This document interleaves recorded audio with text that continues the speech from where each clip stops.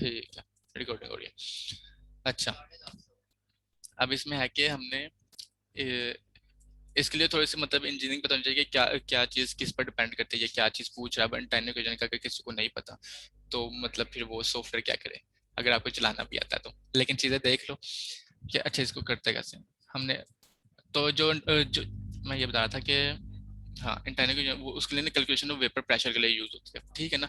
तो अब ये जो होती है ना इक्वेशन, ये टेम्परेचर डिपेंडेंट होती है। तो हम अब हमने सर्च किधर करना है। अब जैसे कि आप इस पर जिस कंपाउंड की देखना है उसको डबल क्लिक किया, ये है टी डीईपी यानी कि टेम्परेचर डिपेंडेंट, इसमें आ गया। अब ये देखो, अब कहते हैं कि अब ये तो हमें कोई कोई इक्वेशन नहीं मिली, तो लेकिन वो क्या कि vapour pressure temperature dependent property है लेकिन वेपर प्रेशर की। तो अब ये देखो, अब ये हमें टाइनी इक्वेशन मिल गई इन टाइनी वेपर प्रेशर, ठीक है ना। अब ये उसकी इक्वेशन है और ये उसके A B C D E और एफ उसके कोफिशिएंट्स हैं, और ये उनके कोफिशिएंट्स की वैल्यू है नीचे कि ए के कोफिशिएंट की वैल्यू ये, बी की ये वैल्यू, सी डी सी। तो इस तरह से हम निकालते हैं। जैसे कि कोई सिंपल प्रॉब्लम्स आ जाते हैं कि हमें गूगल, जैसे अगर हम गूगल करने बैठे तो हमें बड़ी मुश्किल होती है कि नहीं मिलती स्पेसिफिक डाटा की ना, खास तौर पर। तो मतलब काफी कुछ देखना पड़ता है। तो इधर सिंपल आया इस पर चीजें देखें कि किस चीज की क्या वैल्यू है, गिब्स एनर्जी की देख लीजिए जो। तो प्रॉब्लम में था कि इंटरनल इक्वेशन की है, तो हमने ये देख ली कि किस तरह से देखते हैं। इस तरह से किसी भी कंपोनेंट की चेक करने प्रॉपर्टीज, ठीक है ना। अच्छा, अब कंपोनेंट सिलेक्शन ही हम करें कि कंपोनेंट को ऐड कैसे करते हैं, ठीक है ना। इसकी तीसरी एग्जांपल है हाइसिस के अंदर, ठीक है।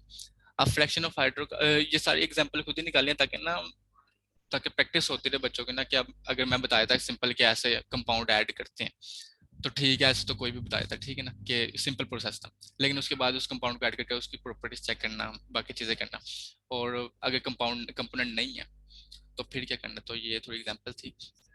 अच्छा, एग्जांपल 3 है हाइसिस कि a fraction of hydrocarbon must be processed in refinery by distillation, ठीक है। Normal boiling point of the component in the mixer. अच्छा, उसकी रेंज दे दी उसने ना, जो हमारी फीड है ना उसकी रेंज दे दी कि उसकी जो मिक्सचर है ना, कंपोनेंट्स इन दिस मिक्सचर, कि मिक्सचर के अंदर कंपोनेंट्स और उसकी और उस मिक्सचर की जो रेंज है ना वो 25 डिग्री से 700 डिग्री तक है। One of the product stream is a gas stream containing H2 methane, carbon dioxide, ethane, propane, iso. अच्छा, ये सारे वही कंपोनेंट्स हैं, ठीक है। अनदर, अच्छा एक स्ट्रीम है, गैस स्ट्रीम है जिसके अंदर ये सारे कंपोनेंट्स हैं। उसके बाद क्या है कि अनदर मिक्सचर ऑफ हाइड्रोकार्बन्स, एक और हाइड्रोकार्बन्स का मिक्सचर है, उसकी with non boiling point of 250। हमें उसका बॉइलिंग पॉइंट पता है कि एक मिक्सचर है उसका हाइड्रोकार्बन्स का, हमें कंपोनेंट का नाम नहीं पता, ठीक है ना। इसमें वो ये कहना चाह रहा है कि हमें बस मिक्सचर का पता है, उसका बॉइलिंग पॉइंट जो है ना उस मिक्सचर का वो 250 है, उसका मोलिकुलर वेट जो है वो 160 किलोग्राम पर मोल है, और जो उसकी डेंसिटी है वो ये है। Added to the process create a component list for the process in S1 HYSYS. क्या है कि अब हमें यही डाटा पता है, तो अब ये कंपोनेंट ना ऐड कर दो। जैसे क्रूड ऑयल वगैरह होता है, हमें उसकी कंपोनेंट्स नहीं पता होता कि उसमें कंपोनेंट्स कौन कौन से हैं। हमें उसकी वो बस जनरल प्रॉपर्टीज पता होते हैं कि जैसे कि मोलिकुलर वेट उसका क्या है, या उसका बॉइलिंग पॉइंट या डेंसिटी क्या है। तो इन चीजों को कैसे ऐड करते हैं। अब चूंकि जब हाइड्रोकार्बन या पेट्रोलियम की बात आती है ना, तो स्पेशल हाइसिस इसी चीज के लिए बनाया गया। इसमें देखो, ये इसमें ऑयल मैनेजर का टाइप है, यानी कि डिफरेंट स्पेशल ना हाइसिस पेट्रोलियम के लिए बनाया गया, पेट्रोलियम इंडस्ट्री के लिए। तो इसी पर ही काम करना है। अगर उसमें प्लस में करेंगे, प्लस में चीजें हो जाएंगी लेकिन उसमें डिफिकल्ट थोड़ा हो जाता है काम। तो अच्छा, अब ये सारे कंपोनेंट्स तो सिलेक्ट किए हुए हैं, उसने कहा कि एक स्ट्रीम में ये कंपोनेंट्स हैं, ठीक है, ये हम दोबारा नहीं करेंगे। दूसरा है कि हाइड्रोकार्बन ऑफ, अब ये दूसरा मिक्सर कैसे ऐड करना है। अब हमें कंपोनेंट का नहीं पता, ठीक है ना। अब इसको सिलेक्ट यहाँ पर जब ऐड करना है ना, नहीं, यहाँ पर लिखा कि प्योर कंपोनेंट्स को हम सर्च कर रहे हैं और सर्च इस तरह से कर रहे हैं, ठीक है ना। तो लेकिन अब हमने करना क्या है, क्या हाइपोथेटिकल कंपोनेंट है, हाइपोथेटिकल के मतलब हमें उसका नहीं पता, ठीक है ना। तो अब हमने उसको ऐड करना है। तो अब हाइपोथेटिकल कंपोनेंट है उसको ऐड करना है। तो अब यहाँ पर दो मेथड होते हैं। अगर तो हमें क्रिएट अ बैच, ये वाला क्रिएट अ बैच ऑफ हाइपोस, इसमें ये होता है कि अगर ये वाला, कि अगर हमें हाइड्रोकार्बन का पता है और उसकी जनरल प्रॉपर्टीज पता है तो हम ये वाला ऑप्शन सेलेक्ट करते हैं, ठीक है ना।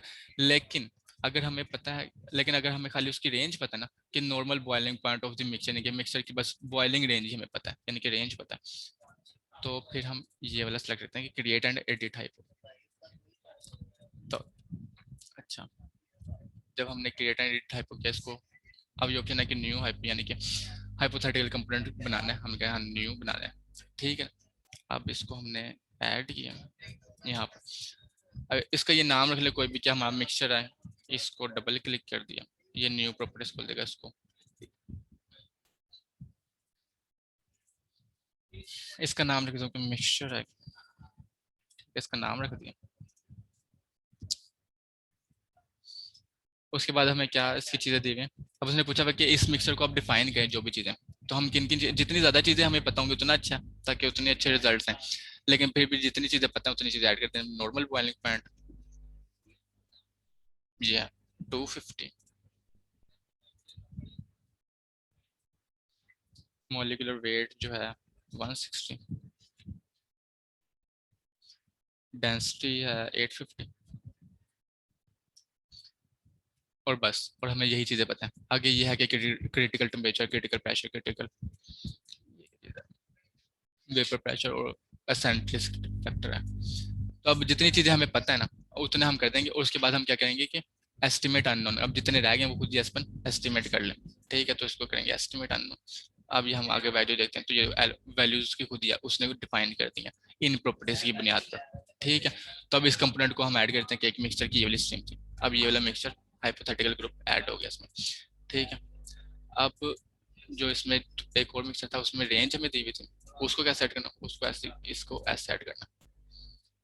अब ये देखो, जब हमने बैच हाइपो किया ना उसमें क्या है कि हमारे पास ना इंटरवल आ जाता है कि आपके पास रेंज बता दें कि क्या कितनी को रेंज है, ये इनिशियल और फाइनल रेंज है। तो इसमें जैसे हमें इनिशियल और फाइनल रेंज दिया 25 से 700 डिग्री तक, हमें बस ये पता है। तो 25 डिग्री से 700 डिग्री तक ये इंटरवल होता है कि आपने कितने इंटरवल के बाद आपको अगर एस्टिमेट लगाना होता है कि कितने कंपाउंड्स हैं या कंपोनेंट्स ऐड करने हैं, तो उतने इंटरवल के बाद यानी कि हर 10 डिग्री के बाद एक न्यू हाइपोथेटिकल कंपोनेंट वो क्रिएट कर दे। तो अगर हम कहते हैं कि हर 20 डिग्री के बाद कर दे तो कंपोनेंट्स कम हो जाएंगे। तो इस तरह से ये सिलेक्शन करते हैं और जनरेट हाइपोथेटिकल कंपोनेंट बनाते हैं। अब उसने हर 20 डिग्री के बाद, जैसे पहला उसने कंपोनेंट बनाया 25 डिग्री पर, फिर दूसरा 45 डिग्री पर, और फिर आगे इसकी प्रॉपर्टीज उसने खुद ही एस्टिमेट करते हैं कि इसका मोलिकुलर वेट ये होगा, डेंसिटी ये, क्रिटिकल टेम्परेचर वगैरह। तो अब हमने क्या करना होता है कि इनको, अच्छा एस्टिमेट तो अननोन उसने खुद ही मतलब इसमें करता, तो इसमें क्या करना है हमने ऐड कर देना होता है कि अब ये वाले कंपोनेंट्स ऐड कर दो। अब ये थोड़ा सा नीचे, और ये सारे कंपोनेंट्स ये ऐड हो गए यहाँ से यहाँ तक, ये सारे ये यहाँ तक।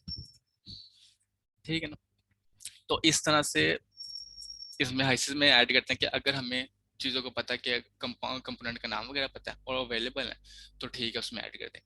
अगर जैसे कि नहीं पता, सिर्फ मिक्सचर की रेंज पता है तो उसको कैसे ऐड करते हैं, इस तरह से ऐड करते हैं। और अगर मिक्सचर का पता है, उसकी और प्रॉपर्टीज पता है कि बॉइलिंग पॉइंट, मोलिकुलर वेट और डेंसिटी वगैरह पता है, तो हम उसको दूसरे तरीके से इस तरह से ऐड करते हैं। ठीक है, तो ये कंपोनेंट्स ऐड करने का तरीका कि कोई भी प्रॉब्लम आ जाए तो इसमें चीजें यानी कि यूज कैसे करते हैं एस्पन को ना, मेन मकसद यही है कि एस्पन को यूज कैसे करते हैं। प्रॉब्लम कोई भी आ सकती है लेकिन चीजें इस्तेमाल कैसे करते हैं वो आना चाहिए। उसके बाद एक एग्जांपल एस्पन प्लस की आ जाती है। ठीक है, कि अब ये कोई कंपाउंड है, dibenz anthracene is a polycyclic aromatic compound, ये उसका शॉर्ट फॉर्म है PH. Compound with the structural formula ये आ गई, फिगर आ गई। Model this compound in S one plus and estimate its property based on it. अच्छा, अब जैसे कि अब वो ये एस वन प्लस आ गया। अब ये है कि अब हमें कंपोनेंट का सिर्फ स्ट्रक्चर पता है, कोई वो बायोकेमिकल हो सकता है या इस तरह का कोई पॉलीमर वगैरह हो सकता है। ठीक है ना, कि वो इस इधर खुद वो चीज़ें नहीं होंगी। अगर हम पी एच लिखें कि कोई कंपोनेंट आता है तो मुश्किल है कि कोई आए, क्योंकि वो पॉलीमर है, सिंथेटिक पॉलीमर वगैरह। तो हमें उसकी बस स्ट्रक्चर वगैरह पता था कि उसका स्ट्रक्चर ये है जैसे कि ये। तो क्या है कि अब हमें बस स्ट्रक्चर पता है, तो उसके जरिए उस कंपाउंड को एस्पन में कैसे ऐड करें और फिर उसके ऊपर हमने पूरी रिएक्शन वगैरह जो भी चीज़ें करनी है किस तरह से करें। तो मेन मकसद है कि कंपोनेंट को ऐड कैसे करें अगर स्ट्रक्चर से पता हो। तो ये हमें स्ट्रक्चर पता है। तो खैर ये एक आइन आया कोई, लेकिन हमें ये नहीं चाहिए क्योंकि हमारे पास स्ट्रक्चर। अच्छा, तो हम इसको डिफाइन कर सकते हैं जैसे कि हम पी ए एच खुद लिख देते हैं कि पी एच हमारे पास ये कंपाउंड है। कंपाउंड की आईडी, कंपाउंड आईडी ये होता है कि, अच्छा, कंपाउंड आईडी ये होता है कि जिसके जरिए हमने हमें हमें पहचान हो कि हम इस कंपोनेंट पर काम करें। अगर मैं इसका नाम इथाइल 01 है, अगर नहीं समझ आ रहा तो जैसे कि इथाइल एसीटेट है तो मैंने इसका नाम ई ए रखना है। तो मैं ई ए रख देता हूँ ताकि समझ आ जाए कि ये इथाइल एसीटेट है, तो इसको रीनेम कर देंगे। तो वो जो एस्पेन होगा ना, वो इसी के जरिए, यानी कि कंपाउंड तो वही रहेगा इथाइल एसीटेट, ठीक है ना, लेकिन अब ये वाली आईडी शो करवाता रहेगा बस कि ई ए या ई ए ऐड कर रहे हैं आप इस स्ट्रीम में, ई ए है, वो इसके जरिए इथाइल एसीटेट को शो करेगा।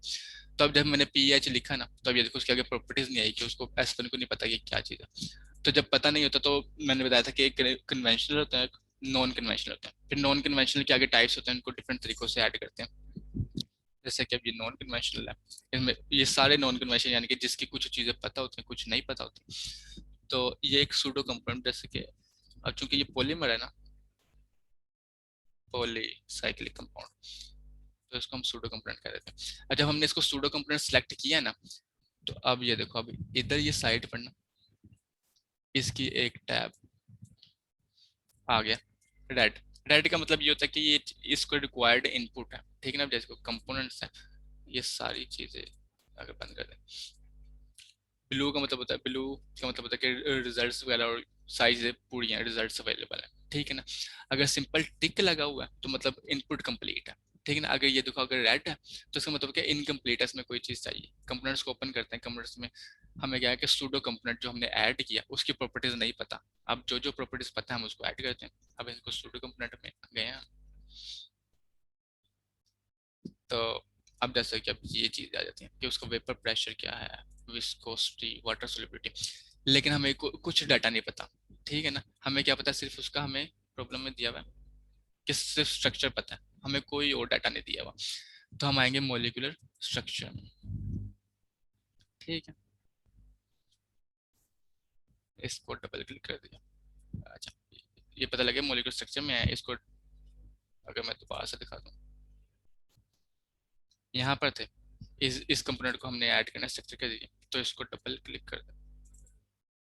यहाँ पर मोलिकुलर स्ट्रक्चर में जाएंगे क्योंकि हमने इसका स्ट्रक्चर ऐड करना है, और फिर इसको डबल क्लिक कर देना, ठीक है ना। तो अब इधर हम डिफाइन कर देंगे इसमें कितने एटम्स है, कितने यानी कि एटम 1 की टाइप, एटम 2 की टाइप है। इस तरह से डिफाइन करना थोड़ा सा मुश्किल होता है। तो हम ये देखो, अगर स्ट्रक्चर एंड फंक्शनल ग्रुप में जाएं तो इसमें हम ऐड करते हैं। अब इसमें है कि ड्रा इम्पोर्ट, ड्रा कर लो स्ट्रक्चर, इम्पोर्ट कर लो या एडिट कर लो। तो हम ड्रा करेंगे क्योंकि हमारे पास नहीं, अभी आ गई हमारे पास, स्क्रीन आ गई, ठीक है। अब इसका थोड़ा स्ट्रक्चर देखें के स्ट्रक्चर, बेंजीन की रिंग्स है ए, 1 2 3। अच्छा, इसमें ये बॉन्ड्स की टाइप्स होते हैं कि ये सिंगल बॉन्ड लगाना है, डबल बॉन्ड, ट्रिपल बॉन्ड। तो पहले हम शुरू सिंगल बॉन्ड से ही करेंगे, उसके बाद जिधर जिधर डबल बॉन्ड होगा उधर ऐड करते रहेंगे। ये एटम होते हैं कि सारे को कौन सा एटम मेन एटम है जिसके साथ बाकी सब एटम्स ज्वाइन है। तो हमारा मेन एटम कार्बन ही होता है जैसे बेंजीन। तो अब हमने सिंगल बॉन्ड को सिलेक्ट किया हुआ है, इसको ड्रैग करना था, इस यहाँ से सिलेक्ट किया, अब ये ड्रैग किया यहाँ से, ठीक है ना। ये अब इसको CH3 अब यहाँ से ड्रैग किया, यस, ठीक है। अब ये बन गया, अब यहाँ से पकड़ा, यहाँ से ड्रैग करना, ठीक है, ये बन गया। ये ऐसे, ये यहाँ पर, ये ऐसे, ये एक रिंग बन गई, ठीक है ना। अब जिस तरह से स्ट्रक्चर शो हो रहा है ना, बनाना उसी तरह से, ये नहीं कि यहाँ पर रिंग ज्वाइन कर देंगे यहाँ पर। तो अगर ऊपर रिंग है तो ऊपर ही ज्वाइन करना है, मतलब जैसे स्ट्रक्चर है सेम वैसे ही ऐड करना। अब इसको थोड़ा जूम आउट कर लें, एक मिनट, कैसे था। अच्छा, जैसे कोई गलती हो जाए तो इसको सेलेक्ट किया, डिलीट का बटन दबा दिया, ठीक है। इसको ऐसे कर लिया, ऐसे, मतलब थोड़ी गंदी ड्राइंग है लेकिन बना लो, सही है, वो समझ आएगा इसमें के ये बॉन्ड्स ज्वाइन है आपस में, ये ऐसे।